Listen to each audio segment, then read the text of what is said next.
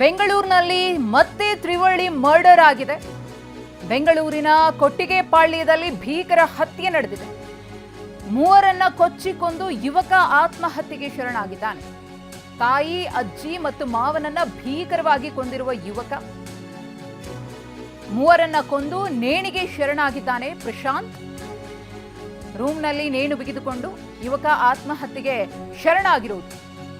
ಇತ್ತೀಚೆಗಷ್ಟೇ ಬೆಂಗಳೂರನ್ನ ಒಂದು ಘಟನೆ ಬೆಚ್ಚಿ ಬೀಳಿಸಿ ತಾಯಿ, ತಂದೆ ಮತ್ತು ಸಹೋದರಿಯನ್ನ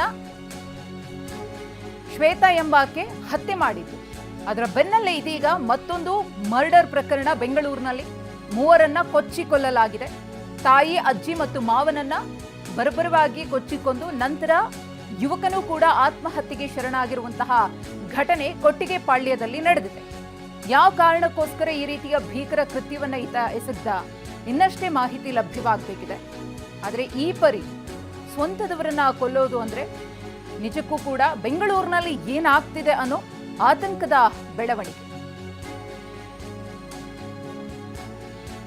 ಮತ್ತಷ್ಟು ಮಾಹಿತಿಯನ್ನ ಕೊಡ್ತಾರೆ ನಮ್ಮ ಪ್ರತಿನಿಧಿ ರಾಜಪ್ಪ. ಇತ್ತೀಚೆಗಷ್ಟೇ ಬೆಂಗಳೂರಿನ ಕೆಆರ್ ಪುರಂನಲ್ಲಿ ಆದಂತಹ ತ್ರಿವಳಿ ಮರ್ಡರ್ ಯಾವ ರೀತಿ ಬೆಂಗಳೂರನ್ನ ಬೆಚ್ಚಿ ಬೀಳಿಸಿತ್ತು, ರಾಜ್ಯವನ್ನೇ ಬೆಚ್ಚಿ ಬೀಳಿಸಿತ್ತು ಅನ್ನೋದನ್ನ ನೋಡಿದ್ವಿ.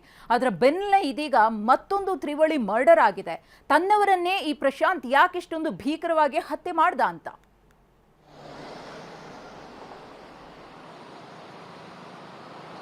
ಮಧುಶ್ರೀ, ಕಾಮಾಕ್ಷಿಪಾಳ್ಯದ ಕೊಟ್ಟಿಗೆಪಾಳ್ಯದಲ್ಲಿ ನಡೆದಂತಹ ಘಟನೆ ಇದು. ರಾತ್ರಿ ವೇಳೆಯಲ್ಲಿ ಪ್ರಶಾಂತ್ ಎಂಬಾತ ಮಾನಸಿಕ ಒಂದು ಖಿನ್ನತೆಯಿಂದ ಬಳಲ್ತಾ ಇದ್ದ. ಜೊತೆಗೆ ಆತ ತನ್ನ ಜೀವನವನ್ನ ಎಂಡ್ ಮಾಡ್ಕೋಬೇಕು ಅನ್ನುವಂಥ ನಿರ್ಧಾರವನ್ನ ಮಾಡಿದ್ದ.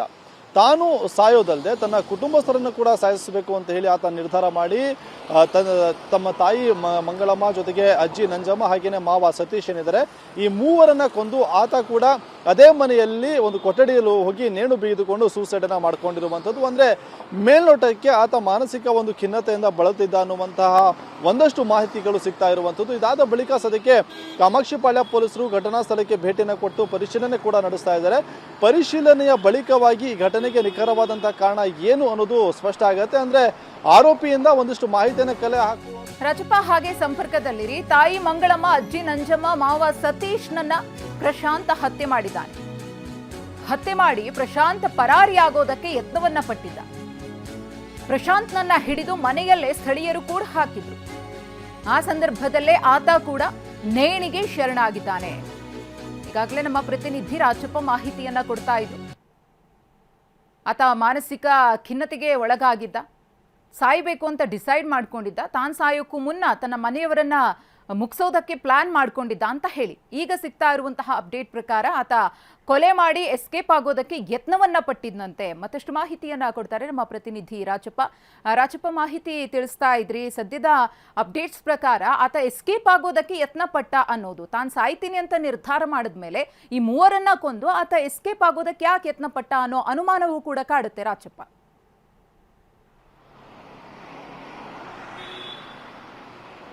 ಮಧುಶ್ರೀ, ಇನ್ನೂ ಕೂಡ ಕಾಮಾಕ್ಷಿಪಾಳ್ಯ ಪೊಲೀಸರು ಘಟನಾ ಸ್ಥಳಕ್ಕೆ ಭೇಟಿ ಕೊಟ್ಟು ಪರಿಶೀಲನೆ ಕೂಡ ನಡೆಸ್ತಾ ಇದ್ದಾರೆ. ಇನ್ನೂ ಕೂಡ ಇನಿಷಿಯಲ್ ಸ್ಟೇಜಲ್ಲಿ ಈ ಒಂದು ಪ್ರಕರಣ ಇರುವಂಥದ್ದು. ಹಾಗಾಗಿ ಇದೇ ಕಾರಣಕ್ಕೆ ಆತ ಕೊಲೆ ಮಾಡಿ ಆತ ಓಡಿ ಹೋಗಿದ್ದ ಅನ್ನುವಂಥ ವಿಚಾರಕ್ಕೆ ಸಂಬಂಧಪಟ್ಟಂತೆ ಕೂಡ ಸ್ಥಳೀಯರಿಂದ ಮಾಹಿತಿ ಸಂಗ್ರಹ ಮಾಡುವಂಥ ಕೆಲಸವನ್ನು ಕೂಡ ಮಾಡ್ತಿದ್ದಾರೆ. ಅದಾದ ಬಳಿಕವಾಗಿ ಸ್ಥಳೀಯರು ಆತನನ್ನ ಹಿಡಿದು ಮನೆಯಲ್ಲಿ ಕೂಡ ಹಾಕಿದ್ರು ಅನ್ನುವಂತಹ ಒಂದಿಷ್ಟು ಮಾಹಿತಿಗಳು ಕೂಡ ಸದ್ಯಕ್ಕೆ ಸಿಗ್ತಾ ಇರುವಂಥದ್ದು. ಹಾಗಾಗಿ ಪೊಲೀಸರ ಒಂದು ಇನ್ವೆಸ್ಟಿಗೇಷನ್ ಕಂಪ್ಲೀಟ್ ಆದ ಬಳಿಕವಾಗಿ ಈ ಒಂದು ಕೊಲೆಯ ಹಿಂದೆ, ಜೊತೆಗೆ ಕೊಲೆ ಆದ ನಂತರದಲ್ಲಿ ಏನೆಲ್ಲ ಘಟನೆಗಳು ಆ ಮನೆಯಲ್ಲಿ ನಡೀತು ಅನ್ನೋದು ಗೊತ್ತಾಗಬೇಕಾಗಿದೆ. ಅಂದ್ರೆ ಆತ ಯಾಕೆ ಕೊಂದ ಅಂತ ಅವನಿಂದ ಕೇಳಿ ತಿಳ್ಕೋದಕ್ಕೆ ಪ್ರಶಾಂತ್ ಕೂಡ ಬದುಕುಳಿದಿಲ್ಲ. ಹಾಗಾಗಿ ಪ್ರಶಾಂತ್ ಮೇಲೆ ಒಂದು ಕೇಸನ್ನ ಮಾಡ್ತಾರೆ, ಅಂದ್ರೆ ಕೊಲೆ ಕೇಸನ್ನ ಮಾಡಿ ಅದಾದ ನಂತರದಲ್ಲಿ ಕ್ಲೋಸ್ ಕೂಡ ಆಗುತ್ತೆ. ಆದ್ರೆ ಕೆಆರ್ ಪುರಂನ ತ್ರಿವಳಿ ಮರ್ಡರ್ನ ಒಂದು ಪ್ರಕರಣ ಮಾಸುವ ಮುನ್ನವೇ ಬೆಂಗಳೂರಲ್ಲಿ ಮತ್ತೊಂದು ಈ ರೀತಿಯಾದಂತಹ ಒಂದು ಘಟನೆ ನಡೆದಿರೋದು ನಿಜಕ್ಕೂ ಕೂಡ ಬೆಂಗಳೂರಿಗರು ಬೆಚ್ಚಿ ಬೀಳುವಂತೆ ಮಾಡಿರೋದಂತೂ ಸತ್ಯ. ಹಾಗಾಗಿ ಇನ್ನೂ ಕೂಡ ಪ್ರಾಥಮಿಕ ಹಂತದಲ್ಲಿ ಪೊಲೀಸರು ಈಗ ಘಟನಾ ಸ್ಥಳಕ್ಕೆ ಹೋಗಿ ಪರಿಶೀಲನೆ ಮಾಡುವಂತ ಕೆಲಸವನ್ನ ಕೂಡ ಮಾಡ್ತಿದ್ದಾರೆ. ಅದ್ರ ಜೊತೆಗೆ ಸೋಕೋ ಟೀಮ್ ಹೋಗಿ ಅಲ್ಲಿ ಸಾಕ್ಷ್ಯವನ್ನ ಕಲೆ ಹಾಕುವಂತ ಕೆಲಸವನ್ನ ಕೂಡ ಸದ್ಯಕ್ಕೆ ಮಾಡ್ತಾ ಇದ್ದಾರೆ. ಅಂದ್ರೆ ಇಲ್ಲಿ ಆರೋಪಿಯೇ ಮೃತಪಟ್ಟಿರುವಂತಹ ಕಾರಣದಿಂದಾಗಿ ಆರೋಪಿಯನ್ನ ಹಿಡಿಯುವಂತ ಕೆಲಸ ಪೊಲೀಸರಿಗೆ ಇರೋದಿಲ್ಲ. ಹಾಗಾಗಿ ಯಾವ ಕಾರಣಕ್ಕಾಗಿ ಆತ ಕೊಂದ ಅನ್ನುವಂಥದ್ದು ಪ್ರಮುಖವಾಗಿ ಗೊತ್ತಾಗಬೇಕಾಗಿದೆ. ಆ ಒಂದು ನಿಟ್ಟಿನಲ್ಲಿ ಪೊಲೀಸರು ಸದ್ಯಕ್ಕೆ ತನಿಖೆಯನ್ನು ಆರಂಭ ಮಾಡಿರುವಂತದ್ದು. ಮಧುಶ್ರೀ, ಧನ್ಯವಾದ ರಾಜಪ್ಪ ತಮ್ಮ ಮಾಹಿತಿಗಾಗಿ. ಸಿಲಿಕಾನ್ ಸಿಟಿ ಬೆಂಗಳೂರನ್ನ ಮತ್ತೊಂದು ತ್ರಿವಳಿ ಮರ್ಡರ್ ಬೆಚ್ಚಿ ಬೀಳಿಸಿದೆ. ಬೆಂಗಳೂರಿನ ಕೊಟ್ಟಿಗೆಪಾಳ್ಯದಲ್ಲಿ ಮೂವರ ಭೀಕರ ಹತ್ಯೆ ನಡೆದಿದೆ. ಮೂವರನ್ನ ಕೊಚ್ಚಿಕೊಂಡು ಯುವಕ ಪ್ರಶಾಂತ್ ಆತ್ಮಹತ್ಯೆಗೆ ಶರಣಾಗಿದ್ದಾನೆ.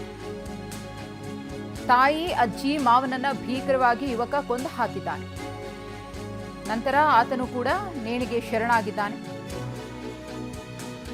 ರೂಮ್ನಲ್ಲೇ ನೇಣು ಬಿಗಿದುಕೊಂಡು ಪ್ರಶಾಂತ್ ಸಾವನ್ನಪ್ಪಿದ್ದಾನೆ. ಮೃತ ದುರ್ದೈವಿಗಳು ಯುವಕನ ತಾಯಿ ಮಂಗಳಮ್ಮ, ಅಜ್ಜಿ ನಂಜಮ್ಮ, ಮಾವ ಸತೀಶ್. ಬೆಂಗಳೂರಿನನ್ನೇ ಬೆಚ್ಚಿ ಬೀಳಿಸಿದ ಮತ್ತೊಂದು ತ್ರಿವಳಿ ಮರ್ಡರ್. ಈ ಘಟನೆಗೆ ಸಂಬಂಧಪಟ್ಟಂತೆ ಈಗಾಗಲೇ ಒಂದಷ್ಟು ಪ್ರಾಥಮಿಕವಾಗಿ ಡೀಟೇಲ್ಸ್ ಲಭ್ಯವಾಗಿದೆ. ಈ ಪ್ರಶಾಂತ್ ಮಾನಸಿಕ ಖಿನ್ನತೆಯಿಂದ ಬಳಲ್ತಾ ಇದ್ದ ಅನ್ನೋದು ಗೊತ್ತಾಗಿದೆ. ಹಾಗಾಗಿನೇ ತನ್ನ ಕುಟುಂಬವನ್ನು ಮುಗಿಸ್ಬೇಕು ಅಂತ ಈತ ಪ್ಲಾನ್ ಹಾಕೊಂಡಿದ್ದಾನೆ. ಅದಕ್ಕೂ ಮುನ್ನ ತಾನು ಸಾಯಬೇಕು ಅಂತ ಅಂದ್ಕೊಂಡಿದ್ದಂತೆ.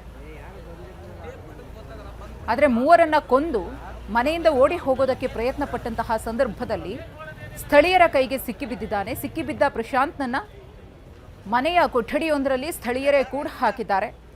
ಕೂಡ ಹಾಕಿದಂತಹ ಸಂದರ್ಭದಲ್ಲಿ ಈತ ನೇಣಿಗೆ ಶರಣಾಗಿದ್ದಾನೆ ಅನ್ನೋದು ಗೊತ್ತಾಗ್ತಿದೆ. ಮತ್ತಷ್ಟು ಮಾಹಿತಿಯನ್ನ ಕೊಡ್ತಾರೆ ನಮ್ಮ ಪ್ರತಿನಿಧಿ ರಾಜಪ್ಪ. ರಾಜಪ್ಪ, ಸದ್ಯಕ್ಕೆ ಏನಾದರೂ ಅಪ್ಡೇಟ್ ಸಿಕ್ಕಿದೆಯಾ ಈ ಕೊಲೆ ಪ್ರಕರಣ ಸಂಬಂಧ? ಮಧುಶ್ರೀ, ಸದ್ಯಕ್ಕೆ 3 ಕೊಲೆ ಮತ್ತೆ 1 ಆತ್ಮಹತ್ಯೆ ಕೇಸ್ಗೆ ಸಂಬಂಧಪಟ್ಟಂತೆ ಈಗಾಗಲೇ ಕಾಮಾಕ್ಷಿಪಾಳ್ಯ ಪೊಲೀಸರು ಘಟನಾ ಸ್ಥಳಕ್ಕೆ ಭೇಟಿ ಕೊಟ್ಟು ಪರಿಶೀಲನೆ ಮಾಡ್ತಿರುವಂತದ್ದು. ಅಂದ್ರೆ ಮಾನಸಿಕ ಖಿನ್ನತೆಯಿಂದ ಆತ ಬಳಲ್ತಾ ಇದ್ದ. ಜೊತೆಗೆ ತಾನು ಸಾಯೋದಲ್ಲದೆ ತನ್ನ ತಾಯಿ ಹಾಗೇನೆ ಅಜ್ಜಿ ಮಾವನನ್ನ ಕೂಡ ಆತ ಕೊಲೆ ಮಾಡಿರುವಂತದ್ದು. ಅಂದ್ರೆ ಚಾಕುವಿನಿಂದ ಆತ ಹಿಡಿದಿದ್ದ, ಜೊತೆಗೆ ಮಚ್ಚಿನಿಂದ ಕೊಚ್ಚಿ ಭೀಕರವಾಗಿ 3ರನ್ನ ಕೂಡ ಕೊಲೆ ಮಾಡಿದ್ದಾನೆ ಎನ್ನುವಂತಹ ಪ್ರಾಥಮಿಕ ಮಾಹಿತಿ ಸದ್ಯಕ್ಕೆ ಸಿಗ್ತಾ ಇರುವಂತದ್ದು. ಅಂದ್ರೆ ಈಗಾಗಲೇ ಘಟನಾ ಸ್ಥಳಕ್ಕೆ ಪೊಲೀಸರು ಸೇರಿದಂತೆ ಸ್ಥಳೀಯರು ಕೂಡ ಜಮಾವಣೆಗೊಂಡಿರುವಂತದ್ದು. ಯಾಕಂತಂದ್ರೆ ಬೆಂಗಳೂರಲ್ಲಿ ತ್ರಿವಳಿ ಮರ್ಡರ್ ಕೇಸ್ಗಳು ಸಾಕಷ್ಟು ಬೆಚ್ಚಿ ಬೀಳಿಸ್ತಾ ಇದ್ದೇವೆ ಅನ್ನುವಂಥದ್ದು ಕೂಡ ಸದ್ಯಕ್ಕೆ ಆತಂಕಕಾರಿಯಾದಂತಹ ವಿಚಾರ. ಅಂದ್ರೆ ಬೇರೆ ಏನಾದ್ರೂ ಆತ ಮಾನಸಿಕ ಖಿನ್ನತೆಯಿಂದ ಏನಾದ್ರು ಬಳಲ್ತಾ ಇದ್ದ, ಅಥವಾ ಜೊತೆಗೆ ಕುಟುಂಬದ ಜೊತೆಗೆ ಆತ ಬೇರೆ ಏನಾದ್ರು ವೈಷಮ್ಯ ಇಟ್ಕೊಂಡಿದ್ದ, ಜೊತೆಗೆ ಬೇರೆ ಯಾವ್ದಾದ್ರು ಕಾರಣಕ್ಕೆ ಆತ ಸಾಯಿಸುವಂತ ನಿರ್ಧಾರ ಮಾಡಿದ ಅನ್ನುವಂತಹ ಸಾಕಷ್ಟು ಆಯಾಮಗಳು ಇರುವಂತದ್ದು. ಹಾಗಾಗಿ ಕೊನೆಯದಾಗಿ ಪೊಲೀಸರು ಅಂತಿಮವಾಗಿ ಯಾವ ಕಾರಣಕ್ಕಾಗಿ ಆತ 3ರನ್ನ ಕೊಂದು ತಾನು ಕೂಡ ಸೂಸೈಡ್ ಮಾಡ್ಕೊಂಡ ಅನ್ನುವಂಥದ್ದು ಗೊತ್ತಾಗ್ಬೇಕಾಗಿದೆ. ಅಂದ್ರೆ ಮೇಲ್ನೋಟಕ್ಕೆ ಆತ 3ರನ್ನ ಕೊಂದು ಘಟನಾ ಸ್ಥಳದಿಂದ ಓಡಿ ಹೋಗುವಂತಹ ಪ್ರಯತ್ನವನ್ನ ಮಾಡ್ತಾ ಇದ್ದ ಅನ್ನುವಂತಹ ಒಂದಿಷ್ಟು ಮಾಹಿತಿಗಳು ಸಿಗ್ತಾ ಇರುವಂತದ್ದು. ತಕ್ಷಣಕ್ಕೆ ಈ ವಿಚಾರ ಗೊತ್ತಾಗಿ ಮನೆ ಬಳಿ ಸ್ಥಳೀಯರೆಲ್ಲರೂ ಕೂಡ ಜಮಾವಣೆಗೊಳ್ತಾರೆ. ಜಮಾವಣೆಗೊಂಡ ನಂತರದಲ್ಲಿ ಆತನನ್ನ ಮನೆಯಲ್ಲಿ ಕೂಡಿ ಹಾಕ್ತಾರೆ. ಬಹುಶಃ ಸ್ಥಳೀಯರಿಗೂ ಕೂಡ ಗೊತ್ತಿರ್ಲಿಕ್ಕಿಲ್ಲ ಆತ ಆತ್ಮಹತ್ಯೆನ ಮಾಡ್ಕೊಳ್ಬಹುದು ಅಂತ ಹೇಳಿ ಸ್ಥಳೀಯರು ಜೊತೆಗೆ ಪೊಲೀಸರಿಂದ ಆತ ಎದುರ್ಕೊಂಡು ಈ ರೀತಿಯಾಗಿ ನಿರ್ಧಾರವನ್ನ ಕೊನೆ ಹಂತದಲ್ಲಿ ಏನಾದ್ರು ತಗೊಂಡಿಲ್ಲ, ಅಥವಾ ಅದ್ರ ಜೊತೆಗೆ ಏನಾದ್ರು ಮುಂಚಿತವಾಗಿ ಆತ ಸಾಯ್ಬೇಕು ಅಂತ ಏನಾದ್ರು ತೀರ್ಮಾನ ಮಾಡಿದ್ದ ಅನ್ನೋದು ಗೊತ್ತಾಗಬೇಕಾಗಿದೆ. ಮಧುಶ್ರೀ, ರಾಜಪ್ಪ, ಈ ಒಂದು ಕುಟುಂಬಕ್ಕೆ ಸಂಬಂಧಪಟ್ಟಂತೆ ಅಥವಾ ಅವರ ಒಡನಾಟ ಹೇಗಿತ್ತು, ಮನೆಯಲ್ಲಿ ಪದೇ ಪದೇ ಜಗಳ ಆಗ್ತಾ ಇತ್ತಾ, ಇದ್ರ ಬಗ್ಗೆ ಏನಾದ್ರೂ ಸ್ಥಳೀಯರು ಮಾತನಾಡಿಸುವಂತಹ ಪ್ರಯತ್ನ ಏನಾದ್ರೂ ಆಯ್ತಾ ರಾಜಪ್ಪ? ಮಧುಶ್ರೀ, ಸದ್ಯಕ್ಕೆ ಆತ ಮನೆಯವರ ಜೊತೆಗೆ ಅಷ್ಟೊಂದು ಅಟ್ಯಾಚ್ಮೆಂಟ್ ಅನ್ನ ಇಟ್ಕೊಂಡಿಲ್ಲ ಅನ್ನುವಂತಹ ಸಂಗತಿಗಳು ಕೂಡ ಗೊತ್ತಾಗ್ತಾ ಇರುವಂತದ್ದು. ಯಾಕಂತಂದ್ರೆ ಮನೆಯಿಂದ ಆತ ಯಾವಾಗ್ಲೂ ಕೂಡ ದೂರ ಇರ್ತಿದ್ದ ಅನ್ನುವಂತಹ ಒಂದಿಷ್ಟು ವಿಚಾರಗಳು ಸ್ಥಳೀಯರಿಂದ ಸಿಗ್ತಾ ಇರುವಂತದ್ದು.